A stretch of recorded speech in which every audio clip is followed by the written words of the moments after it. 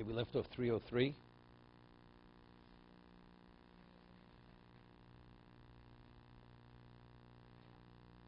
Dalid. Krachshu Sofik. What if you have a city, a large city? It's a question.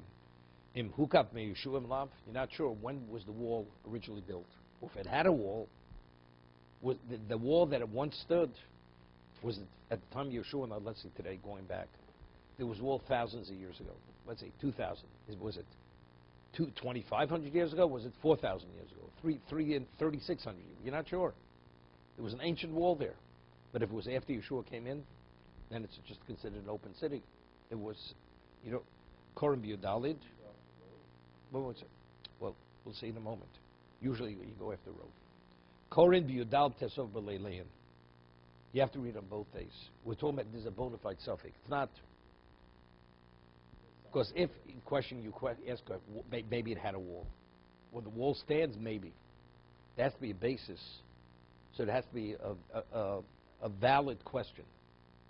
A balanced question. So then you would read on both days. V'lo Yivorech Kim Yudalit. This is Rambam.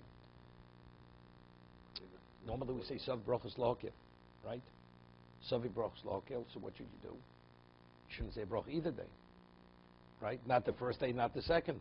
No, you do the mitzvah, but you don't say it because you're not sure which is the mitzvah, correct? Nevertheless, you say the Brach on Yudalit. Since the majority, so the Rambam says, since the majority of communities who read the Megillah say it on Yudalit, so based on Rov, so you're saying you're reading it again on Tezvav, of course there's a question.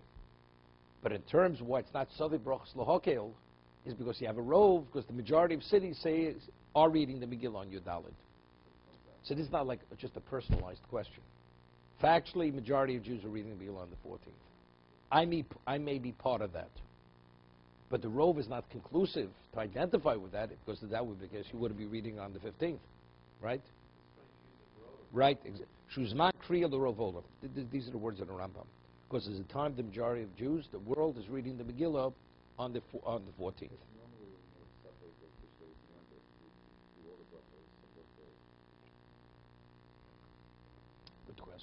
Good question. So the Gemara asks you a question. So the Gemara says, well, if you would not say Kiddush on both days, people wouldn't respect the day properly. They'll say, whoever heard of a Yom Tov, you don't say the brachos. So they'll take it lightly and they'll abuse the Yom Tov, and they're not going to observe it properly. So they give it the full profile of Yom Tov that people should take the day seriously. That's the only reason. Really, the Gemara says you should say Sav Brachos L'Hakel. But it's only because of that, that's why I don't. Okay? Let's see the Mishna Berura.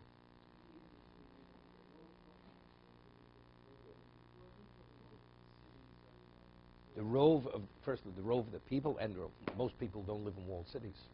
So it's both. Most cities and most people. Let's see Mishna Berura. I said that's the difficulty. That's exactly what I said. Because if you're identifying yourself with the Rov, said you have to say because he's still different. The others, because to you it's still a suffix, right?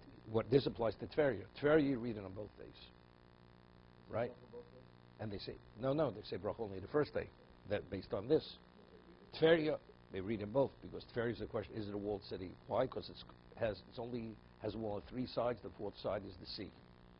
So that's the Gemara's the question: is that considered? Is it to be protected, or the F being closed? The Gemara leaves it unresolved. Never. It was never. No, it was never closed on the 4th side.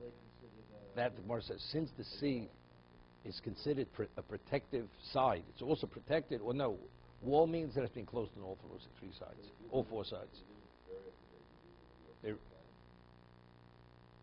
2 days. Okay. Let's see here at the detail. If you motzi others, you may read it more than 4 times. Okay. Shu Safek uTveria tzorch likros bob Yudal Tesvav. Speaking of Tveria. Tveria reads the Megillah on the 14th and the 15th. Shu Safek im hayom choshev kechoma. That's the Gemara. The seaside, is that called a choma? Is that a wall? Ubedinu seilo bekrachem kofin choma. He says other communities where you have cities which are walled cities, ein lestabek shem kofin mos Yeshua benun. You don't have to be concerned that maybe the wall stood. You know, at the time of the Vikings, you have cities, ancient cities. You don't have to be concerned maybe the wall stood time of Yeshua. It's in the north and it's a long distance from Yeshua.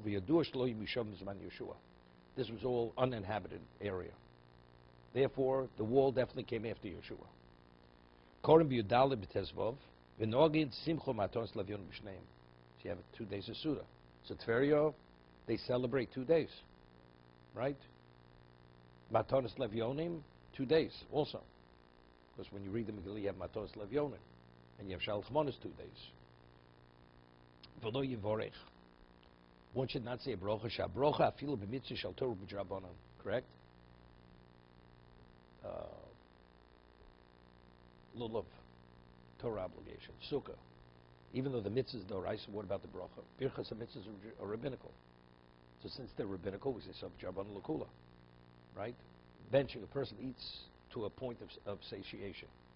And you don't recall whether you benched or not. What's the halacha? You have to bench. Of course, the obligation to say the Birchas Hamazon is a Torah obligation. So you have to repeat the Birchas Hamazon. 3, not the 4th. The 4th you don't, but the first 3 you have to repeat. But the bracha, even a mitzvah d'oraisa, is only rabbinic obligation. So what do we? Savik brachas loket, savik drabanon l'kula. Dimkein hadov shu savik linyin brachu sveika drabanon. Kolshke bezeshu mitzvah shel devreim. L'kuli alma in tzarv bracha. Over here, even the bracha, what mitzvah are we dealing with? We're dealing with a rabbinic mitzvah. So definitely, it's a rabbinic bracha on a rabbinic mitzvah.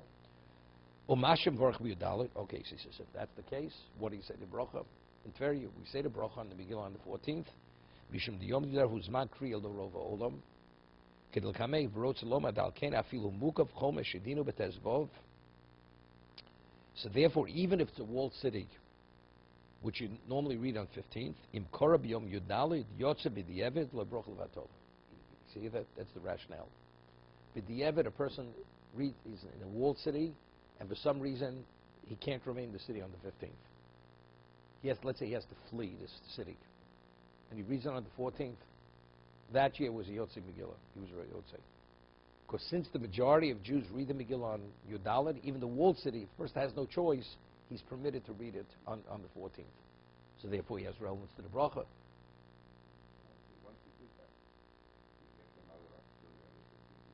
No, he wouldn't say bracha either way. Oh, you mean that person? No, definitely he wouldn't say bracha again. Would not say bracha again. Correct. But that here, there's the rationale. So that's what we spoke about the other day. So what about a person? So therefore, a 15th person could be Yotzei a 14th person. No, because B'di'evet, if he read on the 14th, he's Yotzei, he's a Bar Chiyuva. As long as you're a person of obligation, you cover another person of obligation. A 14th person cannot cover a 15th person. Because the person was supposed to read on the 14th, he will not be Yotzei on the 15th. Because the majority of Jews already, they identify with the 14th.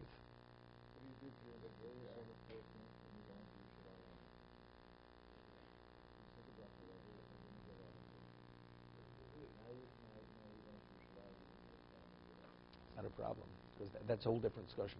What determines, let's say you're a Yerushalmi Jew, you live in Yerushalayim, you happen to be in New York. When do you read the Megillah? Because there, it depends on where you are. You have to be in the city to have the obligation. Let's say a person lives in Yerushalayim, he happens to be in Tel Aviv this year. And he doesn't plan, and he's first going to come back to Yerushalayim the 15th in the morning. He has no obligation to read the Megillah on the 15th. His obligation is on the 14th. In the morning. He will not be there at night. It's not like, 2 days Yom Tov, 1 day Yom Tov. How do you identify? Even resident Yerushalayim. This year he's stuck he has a meeting, he has a convention, he has to be in Tel Aviv. He can't be in Yerushalayim. He's first returning the 15th in the morning. It's an obligation, he has to read the Megillah at the 14th in Tel Aviv. At night and during the daytime. No. He's done, he's finished. His Chi of Suda is on, what's his name, is on the 14th.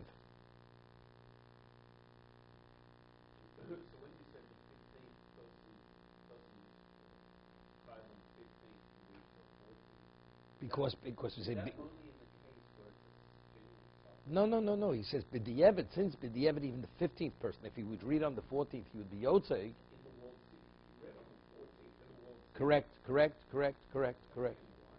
Because the majority of Jews read the Megillah on the 14th. Right. The Gemara, it's really based on the Gemara and based on the Megillah. The Gemara has a question, why do you read the Megillah on both? Because it says explicit in Megillah, it should be read on both days. The Gemara says maybe everybody has to read it 2 days. The Gemara says no, based again on the Psukim, that the 14th is 14th, 15th is 15th. So the Gemara says maybe the 15th shouldn't read it all. See, the Gemara says what? They're not Jews. They were beneficiaries of the miracle. Minimally, even they're in the walled city, they should read it on the 14th because they're part of Klal Yisrael, right? Even though you weren't in the state of danger, maybe. But if you're a Jew, you have to also express your appreciation that you benefited from the miracle, that there's a Jewish people. So therefore, everybody identifies with the 14th. However, if you're in a walled city, it's to identify with the additional miracle because they had an additional day to kill the enemy, therefore they celebrated on the 15th. Therefore, for the walled city from Yeshua, the optimum time is the 15th, not the 14th.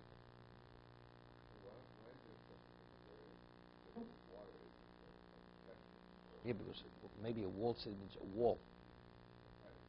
I'll give you an example. The Gemara learns, there's a thing in this week's parsha, it's called Book of Choma. A city that has a wall from Yeshua ben Nun's time. If a person's a mitzora, a leper, he has to leave. He's not permitted to stay in the city. He has to go out of the city. Now, what's a walled city? Again, a walled city means that wall had to stand from Yeshua ben Nun's time. That's Exeris HaKosov. This is role rabbinical, but in Megillah. That's the way they legislated law for Megillah. What a walled city is there, that's a walled city here with all its laws. If a mitzora is in Tveria, he doesn't have to leave the city. Because for that, you have to have the wall on all sides. But what's the whole idea of a walled city for Purim? To be protected from the enemy. So that's the question. Does it have to be identical as the Mitzorah situation? Then you have to have the wall on all sides. Or is it really to repel the enemy, to be protected? So the seawall, that's also, because the enemy is not able, because you're able to repel them easily, because they can't attack as easily from the seaside.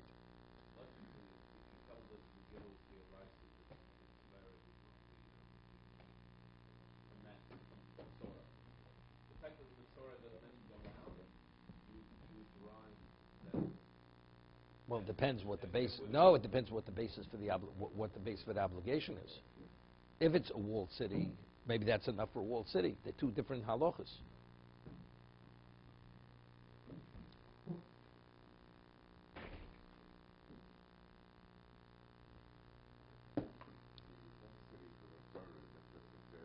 Xeris HaKosov. This kedusha, it's called kedushas bati orichom. Has nothing to do with oil. You're not permitted to contaminate the city.